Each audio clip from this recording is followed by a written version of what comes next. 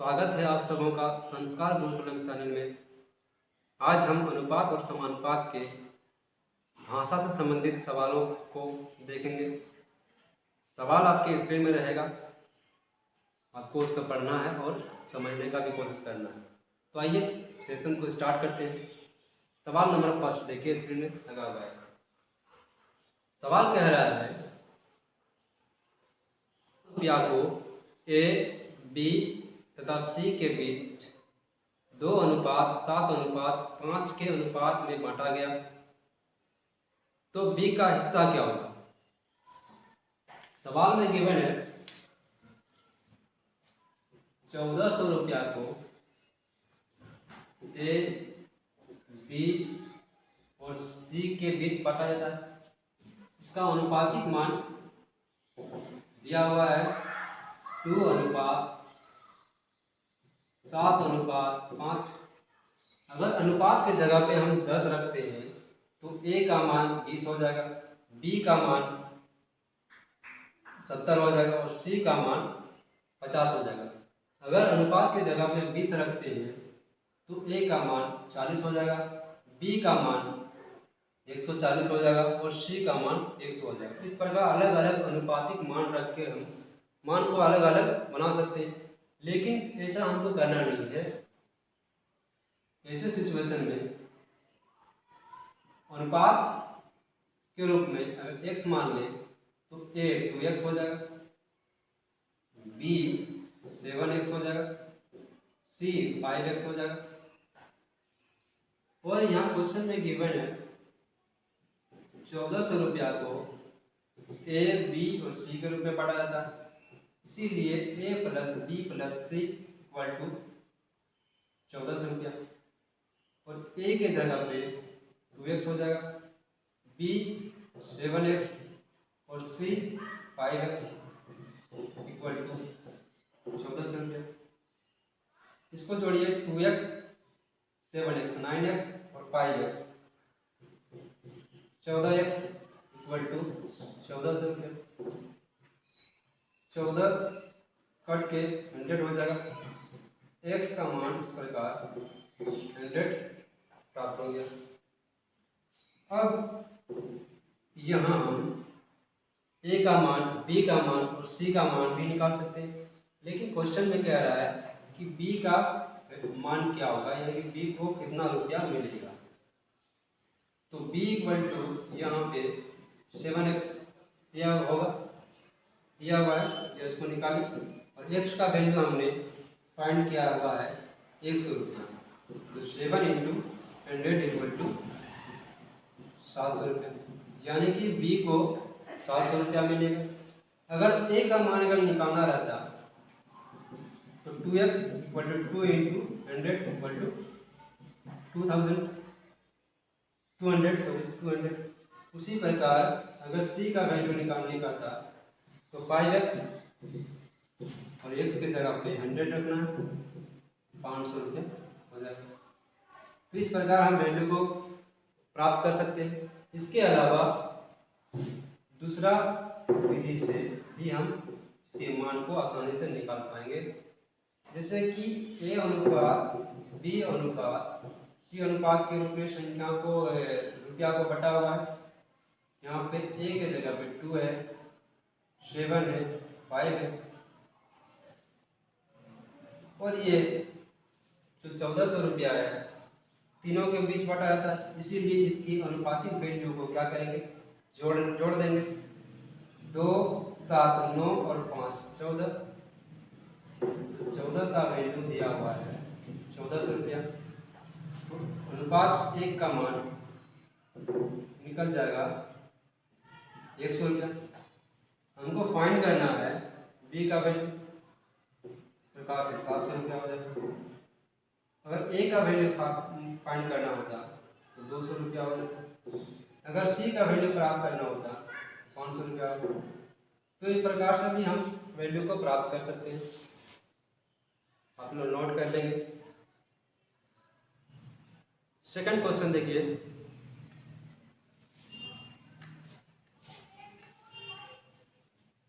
Second question कह रहा है कि 581 रुपया को ए बी और सी के बीच 1/4 अनुपात 1/5 अनुपात 1/7 अनुपात में बांटा गया, तो बी और सी के हिस्से का अंतर क्या होगा, यानी कि बी और सी का हिस्सा का अंतर क्या होगा, उसी को हमको फाइंड करना है।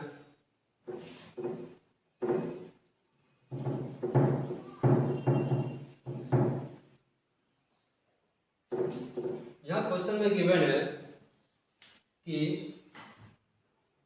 581 रुपया है और ए बी सी का अनुपातिक रूप 1/4 अनुपात 1/5 अनुपात 1/7 अनुपात के रूप में बटा हुआ है। इस अनुपात को एक लाइन में लिखने के लिए हमने पिछले एपिसोड में बता दिया था। क्या करेंगे, नीचे वाले जो संख्या है उसका एलसीएम निकालेंगे। 4, 5 और 7 का एलसीएम हो जाएगा 140। ठीक है, अब 140 को सभी अनुपातिक संख्या से गुना कर देंगे। अब ये 1/4 इंटू 140 अनुपात 1/5 इंटू 140 अनुपात 1/7 इंटू 140 हो जाएगा। अब देखिए ये कट जाएगा, 4 तिया 12, 4 पंचे 20, 35, 5 गुना 10, 8 पंचे 40, 28 हो जाएगा। ये 20 बार में कट जाएगा।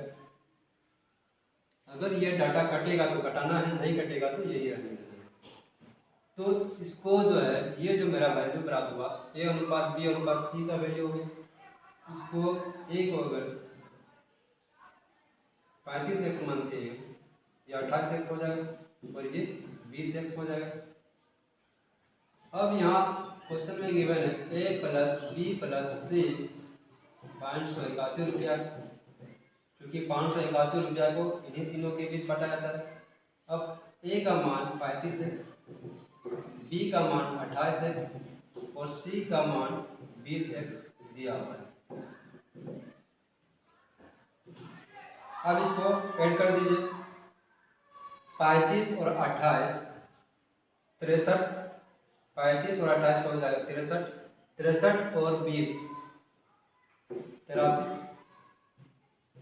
83x equal to 581। x का वैल्यू 581/83, 7 बार में जैसे इसको घटाएंगे ये वैल्यू कट जाएगा। तो x का वैल्यू मेरा यहाँ प्राप्त हो गया 7। अब अगर क्वेश्चन में पूछ रहा है कि b और c का अंतर क्या होगा, यही कह रहा है कि b और c का अंतर क्या होगा। तो यहाँ b का वैल्यू मालूम है और एक c का वैल्यू मालूम है, तो b माइनस सी कर देंगे तो 28x माइनस 20x, ये हमको प्राप्त हो जाएगा 8x और 8x और x का वैल्यू हमको प्राप्त है यहाँ 8 इंटू 7 यानी कि बी और सी के बीच 56 रुपया का अंतर रहेगा। तो यही फाइंड करना था। इसके अलावा अगर दूसरे तरह से अगर देखें, आप लोग लिख लीजिएगा इसको, तो इस प्रकार से भी इसको बना सकते हैं। जैसे कि यहाँ जो हमको प्राप्त हो गया ए अनुपात बी अनुपात सी 35, 28 और 20, इन्हीं का योग दिया हुआ है 581। इसको जोड़ने के बाद हमको प्राप्त हुआ था 83। इसी का योग का मान 581 रुपया है, क्योंकि 581 रुपया को इन्हीं 3 व्यक्तियों के बीच बांटना है। तो इसका एक अनुपात हो जाएगा 7। हमको फाइंड करना है दोनों के बीच का अंतर, यानी कि बी और सी के बीच का अंतर फाइंड करना है। तो इसका अंतर क्या निकलेगा, 8 निकल जाएगा। और चूंकि 1 का मान 7 है, 8 का मान क्या निकलेगा, तो इसको गुना कर देंगे, निकल जाएगा 56 रुपये। इस प्रकार से भी मान को हम फाइंड कर सकते थे। तो आप लोग इसको लिख लेंगे। क्वेश्चन नंबर 3 कहता है कि 651 रुपया को ए, बी और सी के बीच इस प्रकार बांटा जाता है कि ए का 2 गुना, बी के 3 गुना और सी के 5 गुना के बराबर है, तो सी का हिस्सा क्या होगा। अब इसमें क्वेश्चन में कह रहा है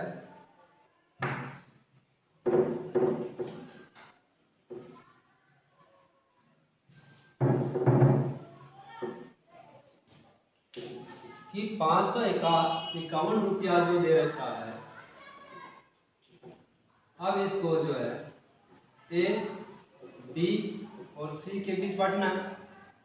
इसमें कंडीशन ये दिया हुआ है कि बी ए का 2 गुना बराबर है बी के 3 गुना तथा सी के 5 गुना के बराबर।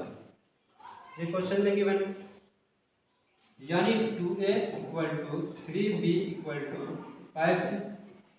इसको अगर अनुपात के रूप में लिखना चाहिए तो किस प्रकार लिखेंगे। लिखने के लिए हमने बता दिया था, ए को लिखने के लिए ए वाले को ढक लेंगे और बाकी जो संख्या दिया हुआ है उसको गुना कर लेंगे। इसको गुना कीजिए, 15 हो जाएगा। फिर अगर बी फाइंड करना होता है तो बी वाले को ढक लेते हैं, फिर बाकी जो संख्या को गुना कर लेंगे, 10 हो जाएगा। फिर उसी प्रकार सी फाइंड करना होता है तो सी वाले को ढक लेंगे, फिर दोनों से गुना कर लेंगे, 6 हो जाएगा। इस प्रकार जो है ए अनुपात बी अनुपात सी के रूप में ये कन्वर्ट हो गया। तो अब इन्हीं को क्या करना है कि 651 रुपीज को बांटना है इन्हीं तीनों के बीच, यही कह रहा है। और इसमें से हमको सी का वैल्यू निकालना है। तो इसका योग क्या हो जाएगा, देखिए 15 और 10 25 और 6 31। 31 का मान ही दे रखा है मेरा 651 रुपया। तो अनुपात 1 का मान कितना हो जाएगा, 31 गुना 62, 31 गुना 62 और 31 बचेगा, यानी कि एक बार लगेगा, यानी कि अनुपात 1 का मान 21 रुपया हो गया। हमको इसमें फाइंड करना है सी का हिस्सा फाइंड करना है। तो सी यहाँ 6 यूनिट दिया हुआ, तो 6 × 21 हो जाएगा, गुना कर लीजिए, 6 12 इतना रुपया हो जाएगा, यानी कि सी को 126 रुपया मिलेगा। तो चलिए अगला क्वेश्चन पर चलते हैं। अगला क्वेश्चन कहता है कुछ धन राम, मोहन और सोहन के बीच 3:4:5 के अनुपात में बांटा गया। अगर मोहन का हिस्सा राम के हिस्सा से 900 रुपया अधिक है तो सोहन का हिस्सा क्या होगा। इसमें 3 व्यक्ति दिया हुआ है और धन के बारे में, यानी कि धन का मान हमको नहीं दिया हुआ, इसके बावजूद हमको सोहन का हिस्सा कितना हिस्सा होगा उस धन में, वो हमको फाइंड करना है। तो यहाँ राम, मोहन और सोहन, ये अनुपातिक रिलेशन इसका दिया हुआ है, वो है 3:4:5। इसको 3x 4x 5x रूप में मान सकते हैं। अब कह रहा है क्या, अगला स्टेप कहता है कि मोहन का जो हिस्सा है वो राम के हिस्से से 900 रुपया अधिक है। मोहन तो हो जाएगा मोहन = राम प्लस 900 रुपया, राम से 900 रुपया अधिक है अकॉर्डिंग टू क्वेश्चन। तो मोहन यहाँ पे क्या है 4x और राम यहाँ 3x प्लस 900 रुपया, ये इधर आ जाएगा, x हो जाएगा 900 रुपया, यानी कि एक x का वैल्यू 900 रुपया प्राप्त हो गया। अब सोहन का वैल्यू प्राप्त करना होगा, तो सोहन का मान 5x, x की जगह पे 900 रुपया डाल देंगे और ये मान हो जाएगा 1800 रुपया। अगर राम का पूछता तो यहाँ x का वैल्यू रख करके राम का मान प्राप्त कर सकते थे। मोहन का पूछता तो फिर उसी प्रकार कर सकते थे।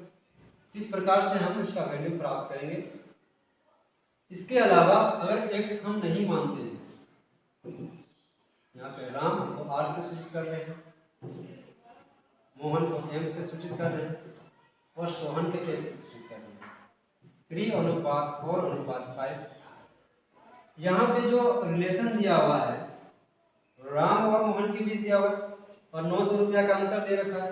इस यहीं पे हम अंतर कर लेंगे तो 1 यूनिट का अंतर मिलेगा, 1 यूनिट, और 1 यूनिट का वैल्यू 900 रुपया,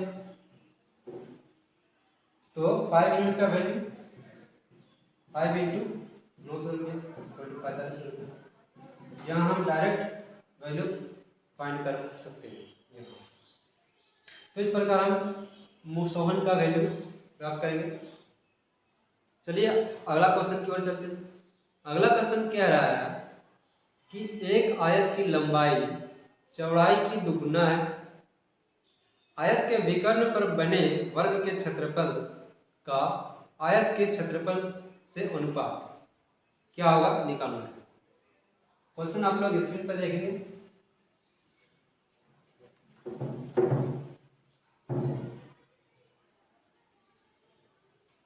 सवाल में गिवन है एक आयत है, आयत में लंबाई और चौड़ाई की बात होती है। जहां ये आयत मान लिया जाए, इसकी लंबाई L मान लेते हैं, इसकी जो चौड़ाई है B मान लेते हैं। कह रहा है क्या लंबाई जो है चौड़ाई से दुगुना है।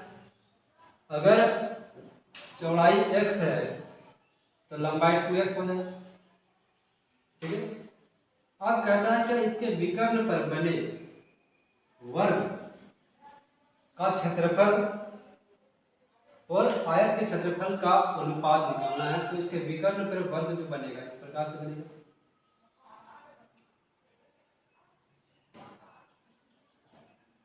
नीचे तरफ ही ले लेते हैं।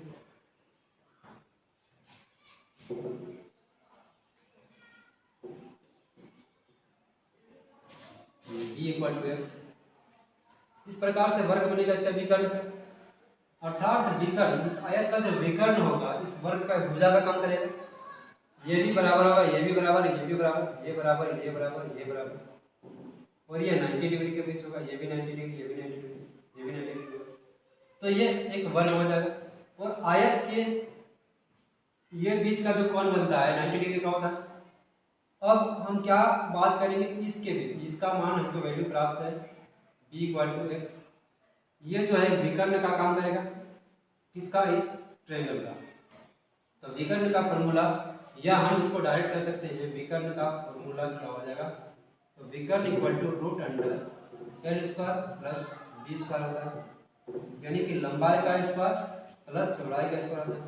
लंबाई का वैल्यू दे रखा है 2x का होल स्क्वायर, x का स्क्वायर, तो यहाँ 4x² plus x² √5x², 5 √5 x हो जाएगा, x बाहर निकल जाएगा। तो ये विकर्ण का वैल्यू प्राप्त हो है। इसका मतलब ये जो है 5x √5x, ये √5x, ये √5x, ये भी √5x, और ये वर्ग है। अब हमको निकालना है वर्ग का क्षेत्रफल बाय आयत का क्षेत्रफल। यही क्वेश्चन में क्या है, फाइंड करने में। तो वर्ग का क्षेत्रफल क्या होता है, भुजा स्क्वायर, और आयत का क्षेत्रफल लंबाई गुना चौड़ाई होता है। एल इंटू बी कर लेते डायरेक्ट, इसको ए स्क्वायर भी करते हैं, भुजा का स्क्वायर या ए स्क्वायर लिखो एक ही होगा। तो भुजा इसका क्या दिया हुआ है, रूट अंडर 5x का स्क्वायर, एल का वैल्यू 2x और बी का वैल्यू x, ये 5x स्क्वायर हो जाएगा और ये 2x स्क्वायर कट जाएगा पाई बाई 2, इसको अनुपात के रूप में लिखेंगे तो पाई अनुपात 2, यही वैल्यू फाइंड करना था, यही क्वेश्चन में क्या रहा था। तो इस प्रकार इसका वैल्यू हम प्राप्त कर सकते हैं। अगला क्वेश्चन स्क्रीन पे देखेंगे, कहता है क्या 3575 रुपया को दो व्यक्तियों ए तथा बी में 3:8 में बांटने पर ए को बी से कितने रुपये अधिक मिलेंगे, यानी कि ए और बी के बीच हमको उसमें तुलना करना है।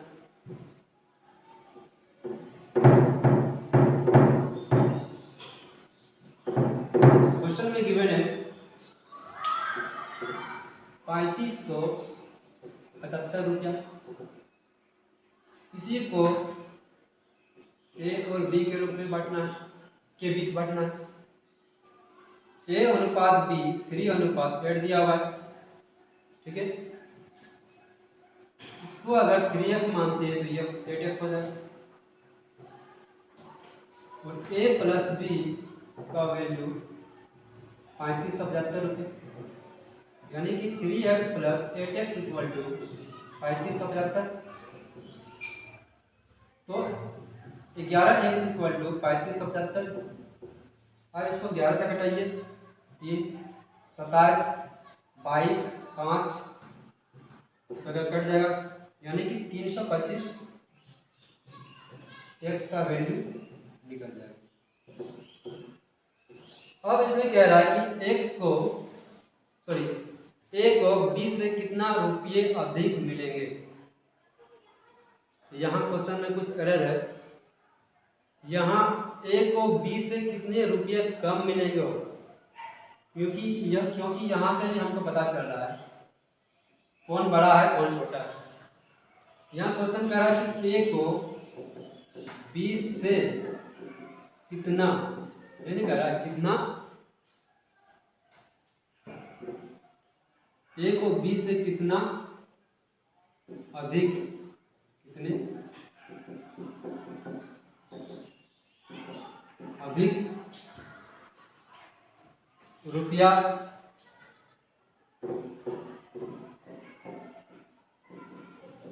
मिलेगा। ए को 20 से कितना अधिक रुपया मिलेगा, यहाँ बात कर रहा है कितने रुपया अधिक मिलेंगे, वही बात होता है। तो यहाँ पे देखिए, यहाँ से स्पष्ट हो रहा है ए का 3x है और ये 8x है, तो ये यहाँ जो टर्म यहाँ पे जो लिखा हुआ है ये गलत हो जाएगा। क्या हो जाएगा, ए को 20 से कितना कम हो जाएगा, कितना कम रुपया मिलेगा या कितना रुपया कम मिलेगा, कितना रुपया कम मिलेगा, कितना रुपया कम, वही हो जाएगा। यहाँ कम कर लीजिएगा तब सही होगा।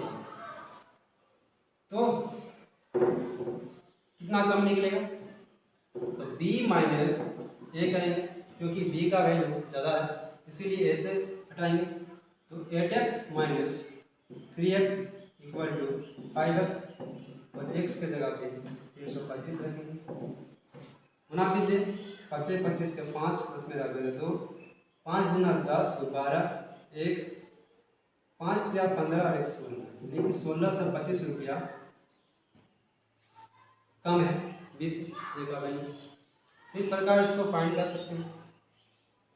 अगला क्वेश्चन कह रहा है कि तीन संख्याएं 3:5:6 के अनुपात में हैं तथा उनका लॉस अर्थात एलसीएम 90 है, तो सबसे बड़ी संख्या क्या होगा ये निकालना। संख्या अगर मान लेते हैं ए अनुपात बी अनुपात सी के रूप में संख्या मान लेते हैं, कुछ भी मान सकते हैं।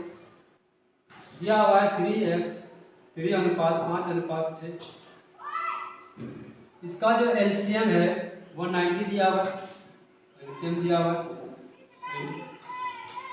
ए को अगर 3x मानते हैं तो बी 5x हो जाएगा और सी 6x। 3x 5x और 6x का एलसीएम 90 दिया हुआ। अब क्या करेंगे, अगर इसका एलसीएम अगर हम पॉइंट निकालें तो क्या निकलेगा,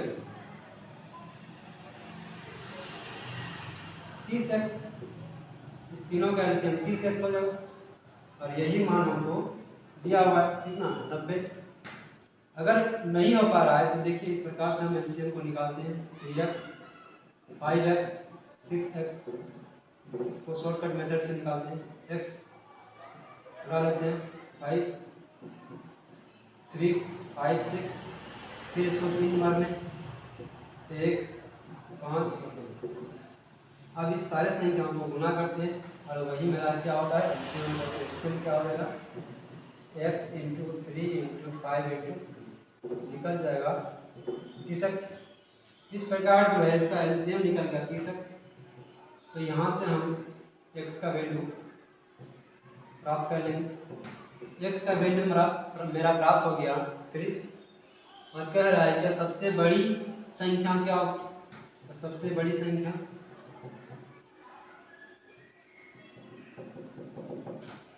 ए है या सी है, देख के पता चल रहा है 6x, तो c इक्वल टू 6x और x का वैल्यू हमको प्राप्त है। तो इस प्रकार हम अनुपात और समानुपात की संख्याओं को सवालों को सॉल्यूशन करेंगे।